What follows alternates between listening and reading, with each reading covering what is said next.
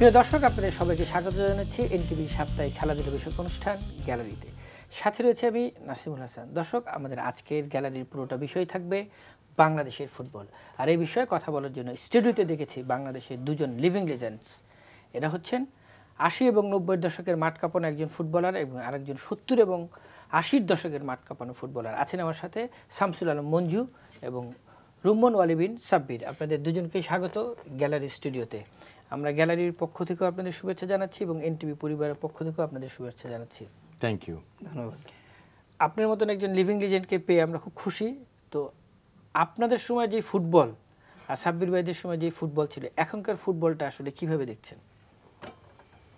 ফুটবলের মান যদি চিন্তা করেন তাহলে আমি বলবো না যে মানটা খারাপ। একই ধরনের ফুটবল।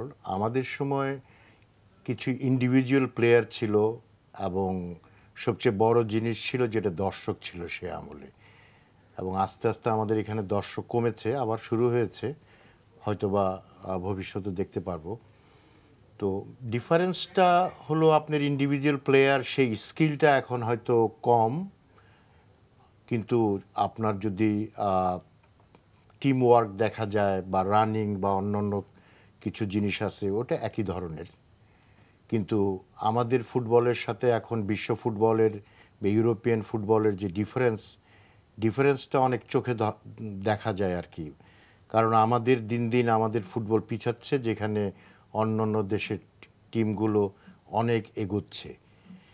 এই ডিফারেন্সটা আমাদের দর্শকরা বা আমরা সবাই এখন রেগুলার ইউরোপিয়ান খেলা দেখতে দেখতে এখন এটা আমাদের চোখে খুব বেশি হয়তো পড়ে। এটা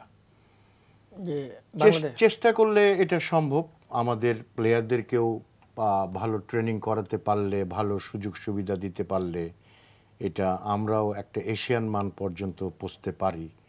সেটা দীর্ঘ কিছু সময় লাগবে, কয়েকটা বছর লাগবে। সাব্বির ভাই, আপনার 89-এ আপনারা রেড দল দক্ষিণ কোরিয়ার মতো একটি ইউনিভার্সিটি দলকে রুখে দিয়ে চ্যাম্পিয়ন হলেন। সেই বাংলাদেশ এখন সেই আগের মতো খেলতে পারছেন, এর কারণটা কি? এটা খুব মঞ্জু ভাই তো বললো 80, 70, 80 এবং 80, 90 আমরা খেলেছি।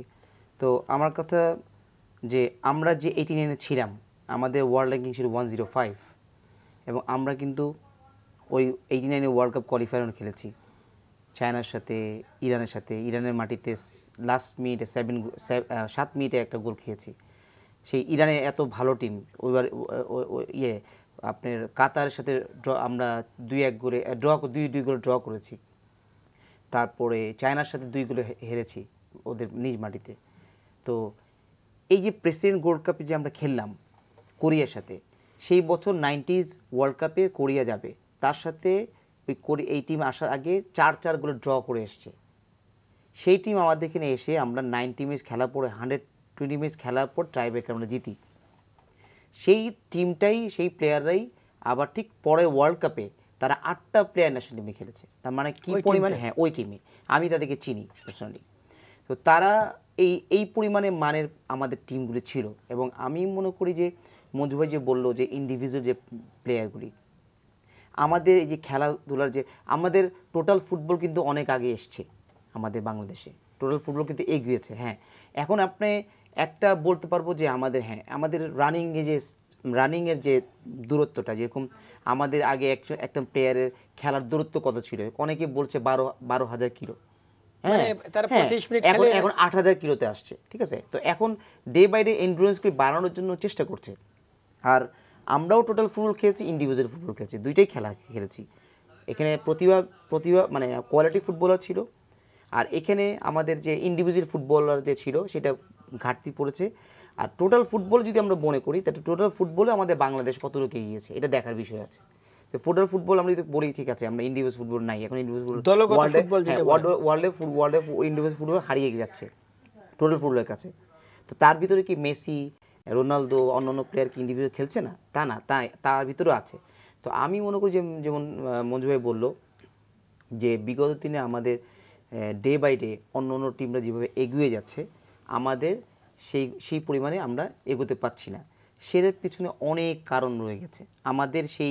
আমি মনে করি যে আজকের থেকে ধরেন আরও 10, 12, 15 বছর আগের থেকে যে আমি ফুটবলে যে অবহেলিতভাবে ফুটবল চলে আসছে, ফুটবলে কোনো টার্গেট নেই, কী হিসাবে আমরা কাজ করব, কি টার্গেট নিয়ে আমরা এগোবো। যেমন আমাদের সালাউদ্দিন ভাই বলেছে যে 2022 সালে সে ওয়ার্ল্ড কাপ খেলবে।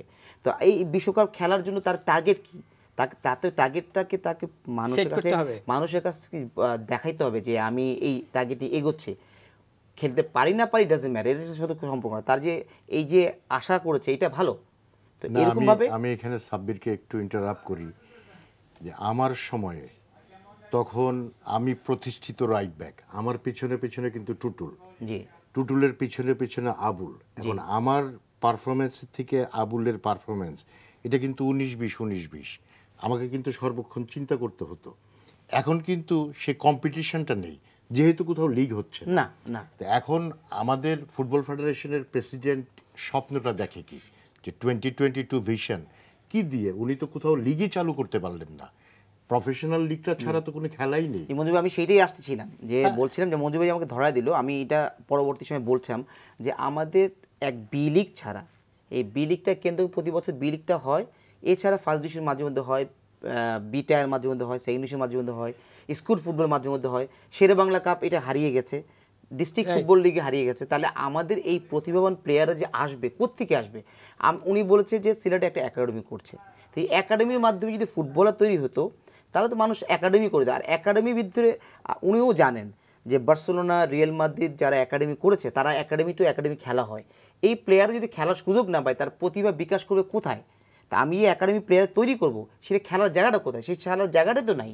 আমার একাডেমি করার দরকার চেয়ে আগে পুরো ফুটবলটাকে বাংলাদেশ ছড়িয়ে দেওয়া দরকার, যে জেলা ফুটবলগুলো, ডিস্ট্রিক্ট উদীয়মান প্লেয়াররা চলে আসবে। শুধু ইউরোপে কিন্তু খালি শুধু একাডেমি না, কিন্তু একাডেমি কিন্তু ক্লাবের, ক্লাবের বাইরে কিন্তু আমরা যেরকম পাড়ায় পাড়ায় খেলতাম, ওখানেও কিন্তু পাড়ায় পাড়ায় পাড়ায়তে কিন্তু ক্লাব রয়েছে, ওখানে ওদের ওখানে কোয়ালিফাইড কোচ রয়েছে। সিস্টেমটা যে খালি একাডেমির থেকে না, খালি একাডেমির থেকে তো এত প্লেয়ার প্রডিউস করা সম্ভব না। তো তার মানে কি টোটাল খেলাটাকে সারা দেশব্যাপী খেলছে, সমস্ত বাচ্চা কাচ্চারা খেলছে। এখন তো শুরু হয় 4-5 বছর থেকে, যেটা আগে আমি বলছি মঞ্জু ভাইয়ের সাথে এই কথা বলে, আমি যদি মনে করি যে বিকেএসপি এর সাথে স্টার্ট করছি 80-তে, তো 80 থেকে বিকেএসপিতে এই পর্যন্ত কয়টা প্লেয়ার আসছে? আর আমরা মঞ্জু ভাইরা আমরা যে বাইরের থেকে আসছি আমরা কয়জন আসছি? তাহলে গেস করলে তো বোঝা যাবে যে বাইরের লোক কতজন আর একাডেমির থেকে কতজন। একাডেমিতে তো পৃথিবীতে প্রতিষ্ঠিত প্লেয়ারের সংখ্যা খুব কম, খুবই কম। যারা মানে খুবই ভালো প্লেয়ার তারা তো ন্যাচারাল প্লেয়ার, তারা অন্য জায়গা থেকে এসছে। হ্যাঁ হ্যাঁ, একাডেমিটা কিন্তু মঞ্জু ভাই যেটা বললো, মানে ক্লাবেরও একাডেমি, মানে ক্লাব যাতে বাইরে থেকে প্লেয়ার হায়ার করতে না হয় বা বেশি দাম দিয়ে না কিনতে হয়, আমি প্রডিউস করলাম আর আমি বিক্রি করে দিলাম, এই অ্যাডভান্টেজটা ক্লাবটা নেয়। কিন্তু বাংলাদেশের তো সেই পেশাদারিত্বের জায়গাটা তো ক্লাবগুলোও তো অপেশাদার। যেমন আমি আমার লাইফের কথা বলি, আমার খেলোয়াড়ের জীবন, আমি কিন্তু ছোটবেলায় আমাদের পাড়ার ক্লাব একটা ছিল, আমরা ওই ছোটরা প্লাস্টিকের কাপ দিয়ে টুর্নামেন্ট করতাম। এই এই আপনার এই বয়সটার পরে যখন স্কুলে ঢুকলাম, স্কুলে কিন্তু ওই ইন্টার ক্লাস খেলা হতো, তারপরে হলো ইন্টার স্কুল, আমি ইন্টার স্কুল খেলেছি, ইন্টার কলেজ খেলেছি, তারপরে সেকেন্ড ডিভিশনে খেলেছি, তারপরে হলো ফার্স্ট ডিভিশন। কিন্তু আমি কিন্তু খেলার মধ্যে আছি ছোটবেলার থেকে। তো একাডেমি এবং মঞ্জু ভাই আপনার কাছে মনে আপনি হাইটে খেলাও খেলেছেন? হ্যাঁ, হাইটে 4 ফিট 10 কত ইয়ে ছিল, 4 ফিট 10, এই খেলাগুলিও খেলেছে। তা আমি এই খেলাগুলি কোথায় হারিয়ে গেছে? এবং এই ধরনের যে অফিসিয়াল যারা ছিল যে ফুটবলে আগ্রহী বাচ্চাদেরকে পিক আপ করতো, খেলার একটা টুর্নামেন্ট করতো, এই ধরনের জিনিস আস্তে আস্তে কিন্তু হারিয়ে যাচ্ছে, কারণ খেলাধুলা না হওয়াতে তারা ডাইভার্ট হয়ে অন্য জায়গায় চলে যাচ্ছে। তাহলে এখন যারা বাফুফেতে বস বা যারা কর্মকর্তা, তাদের কাজটা কি আসলে মূলত? তাদের কথা যদি বলেন, তারা এখন আমার কাছে খুব বিতর্কিত লাগে তাদের এই প্রোগ্রামগুলি। মানে তাদের কথাবার্তা এক ধরন, তাদের কোনো রেজাল্ট নেই। আমরা গত 4টা ম্যাচে, 4টা ইন্টারন্যাশনাল ম্যাচ, অস্ট্রেলিয়ার সাথে অ্যাওয়েতে, তাজিকিস্তানের সাথে, জর্ডানের সাথে আমাদের মাঠে এবং অস্ট্রেলিয়ার সাথে 4টা ম্যাচে বোধহয় আমরা 20টা গোল খেয়েছি। এখন 20টা গোল খাওয়ার কারণটা তো খুঁজে বের করতে হবে। বিএফএফে যারা আছেন, আমি মনে করেছিলাম যে এরা যখন সবাই পুরনো ফুটবল প্লেয়ার, আপনার বিএফএফ এর প্রেসিডেন্ট থেকে শুরু করে মোস্ট অফ দ্য আপনার বিএফএফ এর মেম্বার কিন্তু ফুটবলার, কিন্তু তারা তো আমাদেরকে কিছু দিতে পারেননি। তো এখন প্রায় যেই অভিযোগটা শোনা যায় যে বিদেশি কোচ কি হয়েছে, চলে যাচ্ছে, বেতন দেওয়া হচ্ছে না। অস্ট্রেলিয়াতে ক্রাউফ নামে বোধহয় কোচটা গিয়েছিলেন, ওখানে কি হয়েছে, উনি আসেননি প্র্যাকটিসে আসেননি। ঘটনাটা কি, ওনাকে বেতন দেওয়া হয়নি। তো বেতন যদি কোচকে আমি দিতে না পারি, তা আমাদের তো দেখা যাচ্ছে এএফসিতে যাচ্ছে আমাদের কর্মকর্তারা ফার্স্ট ক্লাস অথবা বিজনেস ক্লাস, ফিফাতে যাচ্ছে ফার্স্ট ক্লাস বিজনেস ক্লাস। এখন আমাদের তো দরকার আমাদের টিমের পিছনে পয়সা খরচ করা, এবং এই যে কর্মকর্তারা যাচ্ছে তারা যে শুধু প্লেনের টিকিট তা তো না, যদি নিজের খরচে যেতে হয় তাহলে তো হাত খরচটাও নিচ্ছে এখানে। এখন আমরা তো একটা অন্ধকারের মধ্যে রয়েছি, এই পর্যন্ত কোনো অডিট বা কোনো কিছুই তো আমরা জানি না যে কত টাকা তারা পাচ্ছে, কত টাকা খরচ করছে, আমাদের সামনে কোনো রেজাল্ট নেই। আমরা তো এখন একটা ফুটবলের ব্যাপারে মোটামুটি তো আমাদের কোনো আশাই নেই যে আমরা কি করব। তোমার কি মনে হয় সাব্বির ভাই? এই এয়ারপোর্ট থেকে প্লেয়াররা খুব মন খারাপ করে বলছিল যে তারা 3টা ট্যুরে গেল, তাদের একটা টি শার্ট, একটা জার্সি এবং কোনো ম্যাচ ফি নাই, মানে বেশ কান্না কণ্ঠেই বললো। মানে এইটা আচ্ছা, এটা আমি যদি বলি ঠিক আছে, এটা ফুটবল ফেডারেশন কেন কি হয়তোবা তারা আগে পেয়েছে, এইবার হয়তো তাদেরকে দেয় নাই, কি কারণে দেয় নাই, হ্যাঁ কি কারণে দেয় না, ফুটবল ভালো বলতো। যে মঞ্জু ভাইয়ের কথাই আমি বলছি যে যে তারা যে কথাটা বলছে, আমরা মানে কথা আসলেই দেখা যায় যে সালাউদ্দিন ভাই কথা আসে ফুটবল ফেডারেশন, ঠিক আছে, হি ইজ দ্য মানে লিডার বস। তো আশেপাশে আমাদের যে ফুটবলার রয়েছে আমাদের, এবং অভিজ্ঞ কিছু অফিসিয়াল রয়েছে যারা আবহানী মহড়ান কিছু হ্যান্ডেল করে, ভালো ভালো জায়গায় হ্যান্ডেল করে। তো আমার কাছে হলো যে তারা কি প্ল্যানিং করছে, তারা যে এখানে ফুটবল ফেডারেশন আছে তারা কি শুধু নাম, শুধু ফুটবল ফেডারেশনের মেম্বার এই জন্যই আছে, নাকি ওখানে কাজ করার জন্য আছে? যদি আমি কাজ করতে না পারি, কেউ যদি আমার বাধার সম্মুখীন হয়, তাহলে আমি স্ট্রেট বলবো বা লিখবো। আমি যদি কাজ করতে না পারি তাহলে আমি পদত্যাগ করে চলে যাব। কিন্তু কেউ কাছে শুনেছেন একবারও যে এত ফুটবল খারাপ হচ্ছে, রেজাল্ট হচ্ছে না, তাদের কোনো একটা মন্তব্য শুনেছেন যে আমি ভাই করতে পারছি না, আমি সরি ফর দ্যাট, আমি এখান থেকে আমি আর থাকতে পারছি না? ভাবুন, আমার কাছে মনে হয় যে ফুটবল ফেডারেশন থেকে কোনো ধরনের এই যে আমরা 20টা গোল খেলাম, কেন খেলাম, এটা নিয়েও অ্যানালাইসিস হয় না। বাংলাদেশ ফুটবল খেলা হচ্ছে না টোল, এটা নিয়েও তাদের কোনো অ্যানালাইসিস না, তাদের কোনো যায় আসে না।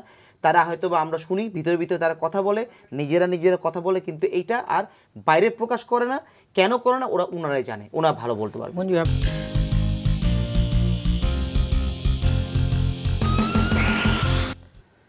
মঞ্জু ভাই, আপনার কাছে আসছি যে আপনি 74-এ আবাহনীর যে কোচ বলা হয় যে আধুনিক ফুটবল তার হাত ধরে হয়েছিল, তার পরবর্তীতে বাংলাদেশে অনেক বিদেশি কোচ দেখেছেন। ইদানিং বাংলাদেশে দেখা যায় যে একজন কোচ আসছে, আরেকজন কোচ আবার নতুন একজন, একজন কোচ একজন ফরমেশনে খেলছে। এর ফলে পুরো টিমের যে কম্বিনেশনটা থাকছে না। মাঠে গিয়ে দেখা যাচ্ছে বাংলাদেশ রেজাল্ট খারাপ করছে। একটা সেট টিমকে মানে জাতীয় দলের এতটা ভাঙাচোরা কতটা যৌক্তিক? এটা ডিপেন্ড করে আপনার ম্যারিটের উপরে। আমি কিন্তু রাইট ব্যাক খেলেছি, মিডফিল্ডে খেলেছি, ঢাকা লিগে স্টপারে খেলেছি। আর একটা সেট টিম থাকলে, একটা রেগুলার কোচ থাকলে যেটা সুবিধা হয় যে আপনার 1-2 বছর 3 বছর। আমি মাঝখানে ঢুকতে যাচ্ছি, সেটা হচ্ছে যে ক্রুয়েফ যে কোচটা ছিল, ডাচ কোচ, তিনি প্রায় 2.5 বছর ধরে বাংলাদেশ টিম থেকে নাড়াচাড়া করার পর একটা কম্বিনেশন তৈরি করেছিল।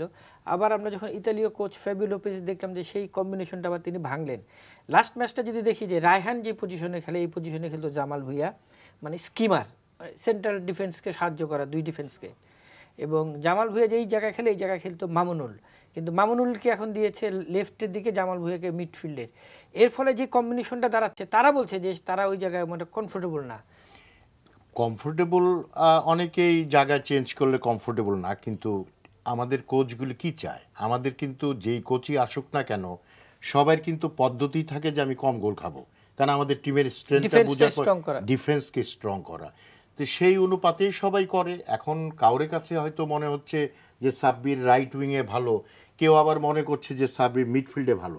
এটা যে খুব একটা দলকে এফেক্ট করে আমি সেটা মনে করি না, এই কারণে যে আপনার যদি ফুটবল খেলার যোগ্যতা থাকে তাহলে আমি তো ডিফেন্সে সব জায়গায় খেলতে পারি। এটা আমার মনে হয় হয়তো কিছু প্লেয়ারের অসুবিধা হতে পারে। প্লেয়ারদের অভিযোগ, আমি মানে প্রশ্নটা আপনার কাছে করলাম, এটা অনেকের কাছে অসুবিধা হতে পারে। তা আমার মনে হয় কোচ যেটা ভালো মনে করে যেভাবে সাজিয়ে দল নামায়, তাতে তো ক্ষতি তো কিছু হয়নি। কোচ তো ক্ষতি না হলেও বাংলাদেশ এই যে চায়নায় যে সফরে গেছে, সেখানে মায়ানমারের কাছে 3-2 হেরেছে। এইটা হলো আমাদের আমাদের কোয়ালিটি প্লেয়ার নেই, আমাদের যা আছে প্লেয়ারদের আমি বলবো না খারাপ খেলেছে, তারা কিন্তু অস্ট্রেলিয়ার এখানে এগেনস্টে ঢাকার মাঠে কিন্তু ভালো খেলেছে, তারা তাদের 100% দিয়েছে। এখন তাদের কাছে যদি এর থেকে ভালো যদি আর কোনো কোয়ালিটি যদি না থাকে নিজেদের কাছে, তারা করবেটা কি? না, জর্ডানের সাথে আমরা ঘরের মাঠে 4-2 হারলাম, অথচ ওই ম্যাচটা ড্র করতে পারতাম। আবার এই জর্ডানের কাছে অস্ট্রেলিয়া 2-0 হেরেছে। আমি তো সেটাই বললাম যে আমাদের কিন্তু সেই কোয়ালিটি প্লেয়ার নেই। আমাদের প্লেয়ার যা আছে, কোচ আসার পর চিন্তা করে ডিফেন্সিভ একটা টিম করার জন্য যে কম গোলে যাতে হারি। 15 বা 20 বছর আগেও এই বিশ্বকাপ খেলা টিমের সাথে 4 গোলে হারতেন। 15-20 বছর পরেও যদি আপনি 4 গোলে হারেন, তাহলে এই মাঝখানের সময়টাতে আসলে সালাউদ্দিন যুগে বা এই সময়ে যে এত আলোচনা এত কিছু, তো ফুটবলটা এগুলো কই? না, ফুটবল তো সালাউদ্দিন ভাইয়ের আগেও ফুটবল ডাউন ছিল। সালাউদ্দিন ভাই যখন জয়েন করছে তার আগেও কিন্তু ফুটবলের অবস্থা খারাপের দিকে। আমি বলছি যে তার আরো দুইটা পিরিয়ড আগে থেকে ফুটবলের অধঃপতনকে নেমে আসে। এই ধরেন এক্সাম্পল, আমি 92 থেকে আরম্ভ করি, 92 থেকে আস্তে আস্তে অধঃপতনের দিকে যাচ্ছে ফুটবল। তো সেটাকে আর ব্যাকআপ ভাবে তোলা হয়নি। তো সালাউদ্দিন ভাই সবাই এক্সপেক্ট করছে, আমরাও এক্সপেক্ট করছি সালাউদ্দিন ভাই আসছে অ্যাজ এ প্লেয়ার হিসেবে, তার কাছ থেকে এক্সপেকটেশন কিন্তু মানুষের অনেক বেশি ছিল। তো সেই তরুণে আজকে 6 বছর হয়ে গেছে, 6 বছর এখন পর্যন্ত সালাউদ্দিন ভাই একটা ক্যালেন্ডার তৈরি করতে পারেন যে আমাদের বাংলাদেশের ফুটবলের যে এগোবে, এশিয়ান যদি আমি টার্গেট করি এগোবে, তাহলে কীভাবে আমাদের ফুটবলটা এগোলে ভালো হয়। কিন্তু আমাদের স্ট্রাকচার কিন্তু অলরেডি দেওয়া আছে। মঞ্জু ভাইদের সময় থেকে স্ট্রাকচার যা ছিল, আমাদের সময় তা ছিল, এখন তাই আছে, কিন্তু এটাকে ঠিক মতন কেউ চালাচ্ছে। আমাদের সময় যেটা হতো, আমার সময় আমি যেটা দেখেছি, আমরা কিন্তু ফুটবল ম্যাচ খেলতে খেলতে টায়ার্ড হয়ে যেতাম। লিগ, রিটার্ন লিগ হতো, মানে একটা টিমের সাথে দুবার করে।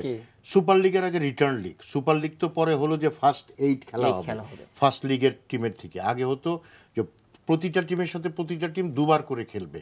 আচ্ছা, এটা শুরু হওয়ার আগে ফেডারেশন কাপ, দেন লিগ, তারপর আগা খান গোল্ড কাপ। আমরা কিন্তু এক নাগারে 8-9 মাস ফুটবল খেলতে হতো।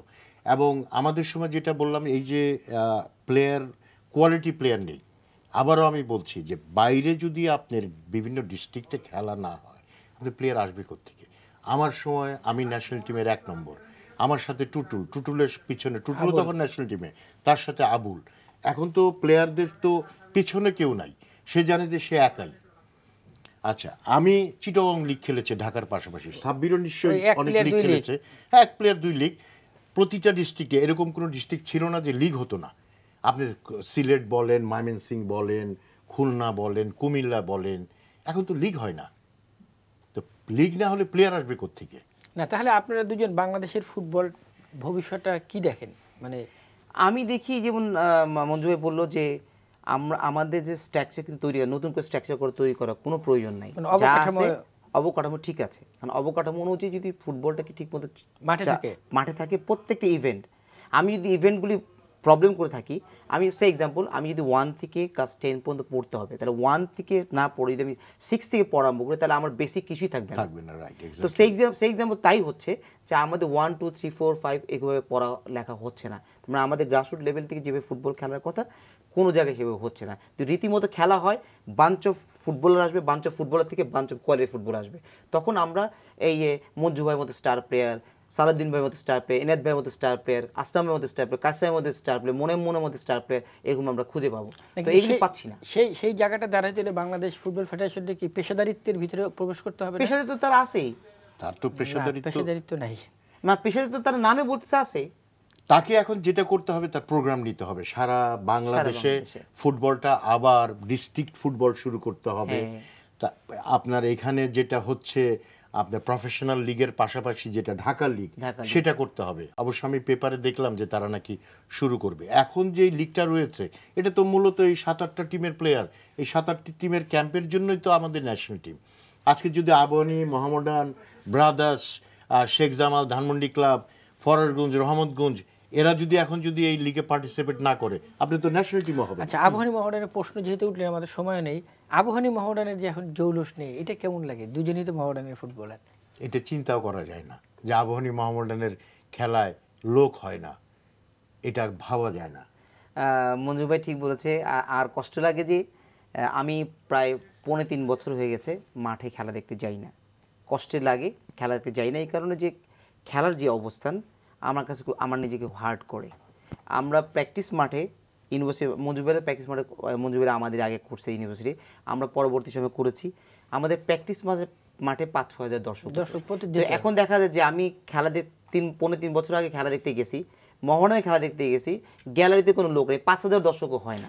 আমি ইন্টারাপ্ট করি আপনাদের, আমার মনে হয় ও সাব্বির আমি মঞ্জু, মানে এটা তো বাপ মার দেওয়া নাম, আর আমাদেরকে চিনিয়েছে কিন্তু এই আবাহনী মোহামেডান। হ্যাঁ, আর একটা জিনিস হলো যেই ব্যাপারটা হলো যে এটার জন্য আমি ফুটবল ফেশনকে আমি দায়ী করব না, এই জন্য আমি দায়ী করবো মোহামেডান এবং আবাহনীকে। মোহামেডান আবাহনী যদি আজকেও যদি বেটার টিম করে এবং এই দুইটা টিম যদি কম্পিটিশন থাকে, আজকের থেকে যদি স্টার্ট হয় 1 বছরের ভিতরে আবার সেই জমজমাট ফুটবল মোহামেডান আবাহনীর দর্শক মাঠে পাবে। আচ্ছা, আপনাকে যখন পেলাম, সচরাচর তো পাই না, আপনি ঢাকার ফুটবলে বলতো নুরা পাগলা, আপনি বড় ভাই এবং 2 দলের 2 অধিনায়ক, নান্নু ভাই আবাহনী, আপনি মোহামেডান, একই সাথে তো বাসায় থাকতেন। হ্যাঁ, একসাথে বাসায় থাকতাম। মানে কিভাবে, মানে সেই আমাদের পরের দিন ম্যাচ বা আমাদের 2 ভাইয়ের কিন্তু খেলা নিয়ে কিন্তু বাসায় কোনো বিরোধ ছিল না, এইটা যার যার মনের মধ্যেই থাকতো। একটু উত্তেজনা থাকতো, ভাই ব্রাদার, বোন, বাপ মা, ভাস্তা ভাস্তি, এদের মধ্যে তো কিছুটা থাকতো। তবে আমাদের বাসায় খুব একটা নর্মাল জিনিস এটা আর কি, যে 2 জন 2 দলে খেলবে। আপনার আব্বা আম্মারা সাপোর্ট করতো কোন দলের? আব্বা মোহামেডান কি করতো, আম্মা ড্র চাইতো। সেই সময়গুলো কেমন লাগতো আসলে? আপনি পায়ে ফিতা বানতেন? অ্যাকচুয়ালি হয় কি, আবাহনী মোহামেডান খেলায় এটা কিন্তু ভাই যে আরেক টিমে খেলবে এটার প্রতি কোনো কিন্তু সহানুভূতি থাকতো না, ওই আবেগটা থাকতো না, ওই আবেগটা থাকতো না। টিম জিততে হবে, আর ওই ম্যাচটাই যদি আপনি জিততে পারেন তাহলে কিন্তু আবাহনী মোহামেডান কিন্তু পয়েন্ট তালিকায় কিন্তু পাশাপাশি যেত, তাহলে আপনি 2টা পয়েন্ট উপরে যাবেন বা 3টা পয়েন্ট উপরে যাবেন, এটা কিন্তু একটা বিরাট অ্যাডভান্টেজ। এখন যদি ধরেন আপনার মতো সাব্বিরের মতন মানে ফুটবলারদের ফেডারেশন বলে যে তোমরা আমাদের সাহায্য করো, দেশকে কিছু দাও, তাহলে কি করবেন? আমার কথা যদি হয়, আমি যদি ঢাকায় যখন আসি তখন যদি তারা আমার কাছ থেকে কোনো সাহায্য চায় ফুটবলের ব্যাপারে, আমি করব নির্দ্বিধায়, আমি বলতে পারি। ডেফিনেটলি ফুটবলের ভালো তো আমরা চাই। এখানে সালাউদ্দিন ভাই যে সালাউদ্দিন ভাইয়ের সাথে বা বাদল রয় যারা আছে, সবাই আমরা কিন্তু ভাই প্লেয়ার, আমরা সবাই চাই কিন্তু ফুটবল উন্নতি। একই মঞ্জু ভাই যা বলবে আমিও তাই বলবো। এখন আমিও যদি ওই চেয়ারে থাকি, আমি যদি ভালো না করতে পারি, তা আমাকেও মঞ্জু ভাই এখানে বসে ঠিক সেম কথাটাই বলতো, যে এটা যে আমরা চেয়ারকে বলছি, আমরা কিন্তু পার্সোনাল কাউকে বলছি না। তা আমরা যদি কেউ ভালো করতে না পারি তাহলে আমাদেরকে ছেড়ে দিয়ে চলে যাওয়া উচিত, অন্যদেরকে সুযোগ দেওয়া উচিত। আর আমাদের যদি কিছু করার থাকে তাহলে আমাদেরকে যদি কিছু বলে তা আমি অবশ্যই করবো না কেন, অবশ্যই ওয়াই নট। ফুটবলের জন্য তো আমরা ফুটবলকে দিয়ে আমাকে চিনি। আজকে মঞ্জু ভাই বললো না, নাম দিয়েছে বাবা মা, কিন্তু চিনিয়েছে কারা? ফুটবল চিনিয়েছে। তো ফুটবল আজকে যখন বাংলাদেশে আমাদেরকে চিনে, তা আমরা কেন ফুটবলের জন্য কাজ করবো না? Why not. মঞ্জু ভাই এবং সাব্বির ভাই, আপনাদেরকে অনেক অনেক ধন্যবাদ আমাদের গ্যালারি স্টুডিওতে সময় দেওয়ার জন্য। প্রিয় দর্শক, আপনারা এতক্ষণ কথা শুনছিলেন বাংলাদেশের জীবন্ত 2 কিংবদন্তি ফুটবলারের সাথে। ওনাদের কথা বলার পর অ্যাজ এ হোস্ট এবং আমার তো আর কিছু বলার নেই, তাই শেষ করলাম আজকের এই অনুষ্ঠান। আপনারা সবাই ভালো থাকবেন, সুস্থ থাকবেন। তবে দর্শক, আপনারা যদি এই অনুষ্ঠানটি ভিডিও সহ দেখতে চান তবে আপনারা ভিজিট করতে পারেন NTV অনলাইন www.ntvbd.com।